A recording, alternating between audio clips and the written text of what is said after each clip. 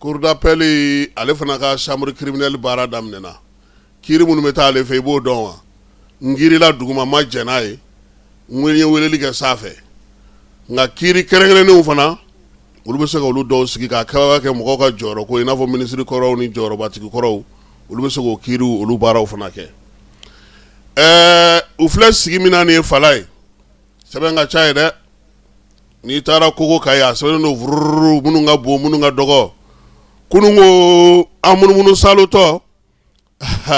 an y'an ka maaw tɔgɔ ye ha fala ye an bɛ dugawu kɛ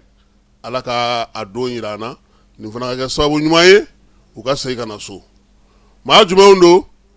Adama Ben Jara Ben le Cerveau yɛrɛwolo débouché la rempart olu ka coordinateur ye ale ye Mohamed Yusuf Bachi la Ras Bath ale ye kunnafoni dila ye ale fana ka sɛbɛnw bɛ a la min ye commandant Daouda Konaté i b'a dɔn k'a fɔ sapeur kasobon kɔlɔsibaw olu ka syndicat o secrétaire général ye ale ye ninnu bɛɛ lajɛlen tɔgɔ bɛ fala ye k'u ka kiiriw olu dɔgɔdalen don utu kalo in ale kɔnɔna na kɛrɛnkɛrɛnnenya la min ye Ben le Cerveau ye nin kalo in tile 27 fala ye Ben le Cerveau ale ka kiiri bi kɛ Ras Bath ta bɛ sɔn ka daminɛ utukalo tile 3 ka taa se utukalo tile 10 ma sabula minnu b'olu kɔnɔna na a tɔgɔ sɛbɛnnen don o de la mɔgɔ t'a dɔn ni u bɛna n'a ta utukalo tile 3 nka a kɔni bɛ k'a daminɛ utukalo tile 3 ka taa bila utukalo tile 10 na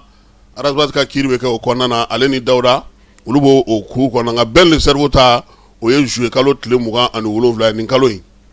donc min ye kiiritigɛlaw ye u kɔni kɛlen don k'a dulon ye a bɛ fɔ o ma ko rôle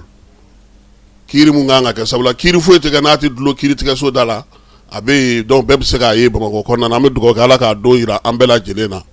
baɲangara